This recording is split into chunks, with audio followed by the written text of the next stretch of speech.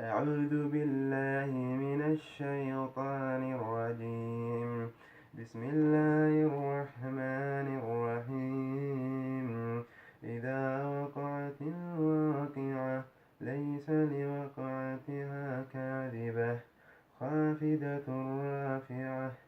إذا رجت الأرض رجا وبست الجبال بسا فكانت هباء منبثا وكنتم أزواجا ثلاثة فأصحاب الميمنة ما أصحاب الميمنة وأصحاب المشأمة ما أصحاب المشأمة والسابقون السابقون أولئك المقربون في جنات النعيم ثلة من الأولين وقليل من الآخرين على سرر موضونة متكئين عليها متقابلين. السلام عليكم ورحمة الله وبركاته.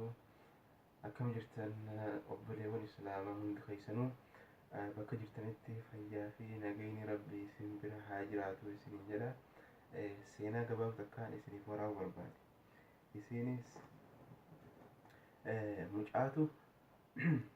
mucaatu abbaa isaa kanaatu ganama hunda quraanuma qaraa hin haffazu jechuudha. Isaa abbaa kee jedhee atiin kun ganama hunda quraanuma qaraataa hin haffasuuti maali faayidaan isaa jedheen jechuudha. Tana abbaan maal jedheen tu ilmaan yaa ilma kiyya jedheen na oofti jedheen faayidaa isaa si agarsiisa jedheen jechuudha. Tan ammaan tana abbaan kun ilma isaa kana yaamee weelkaa yookiin xaasaa jira waan kasalaan safaran tan jechuudha. Waan kasala kanaan safaran fuudhee kanneen maal jedheen jechuun yaa ilma kee jedheen deemitii bishaan garbaasan dhaqiitii akkasii bishaan garbaasanirraa bishaan akkasitti weelkaa kanatti guutiitii akkasii na bira fidii jedheen jechuudha.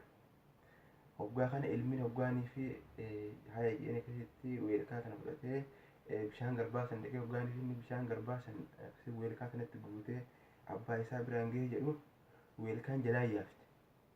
Weelkaan sun jalaa yaafte hoggaanii fi abbaa isaa biraan gahee jedhu weelkaan bishaan jalaa yaafte fixxe. Mara lammadaallee itti deebise. Mara lammadaallee weelkaan kusoo jalaa yaafte. Marra sadaffaa, marra afuraffaa, marra shanaffaa itti deddeebise jechuudha. Duuba hoggaa kana maal jedhee amma ilmi yaa abbaa kee jedheen faayidaa hin qabdu jedheen jechuudha. Weelkaan akkana bishaan jalaa yaafte hoggaanaan itti waraabessi biraan gahee bishaan jalaa yaafte fixxe jedheen firraa akkasii weelkaa kana fuudhee lafa kaa'ee jechuudha. Abbaan isaa maal jedheen deebise ilma kanaan yaa ilma kee jedheen weelkaa tana jedheen jechuudha. Weelkaan tun jijjiiramni isii yeroo ammaatii fi jijjiiramni isii yeroo duraa qabdu maali jedheen jechuudha. Jennaani hoggaanii fi gallaalee jedhu weelkaan duraan xuriidhaa fi cilee kasalaatiin gurraachoomtee jirtu jechuudha. Ammaan tana qulqullooyte xaliila taate jechuudha. San ammaan tana akka duraanii irraa ammaan tana qulqullooytee naziifa taatee jirti jechuudha. Abbaa maal jedhan ilma kana yaa ilma kee jedheen qur'aana kana jedheen haffazullee baadhu jedheen qalbii tiyyatan hawaala jireenya addunyaa kanaa fi ma'asiyaa waan adda addaatiin na xuroofte na wasa hoyte akkana qulqulleessee saafina godhaa jiran jechuudha. Takkasiitiiti yaa obboleewwan keenya yaa obboleewwan islaamaa jechuudha. Qur'aana rabbii kana qur'aana kun kalaama rabbiiti. Qur'aana rabbii kana haajaruu hin qabnu. Qur'aana rabbii kana yoo kam xiqqaate guyyatti safaa takka lamallee taatu irra bahachuu qabnaa jechuudha. Qur'aanni fayyaa qalbiiti. Dawaan doktooraa qur'aanuma kana. Dawaan jechuudha. Dawaan qalbiidhaa qur'aanuma kana.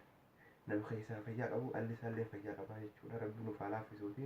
Haaloo jireenya ammaa kanaa wajjin ati waan rabbi nu laaffisee waan dandeenye jechuudha. Guyyatti yoo kam xiqqaate safaa takka lamallee taatu irra bahanne qaroon bareedduudha. Rabbi nuuf haa laaffisuu isiniin jedha. Wassalaamu alaikum wa rahmatullahi wa barakaatuh. Galatoom.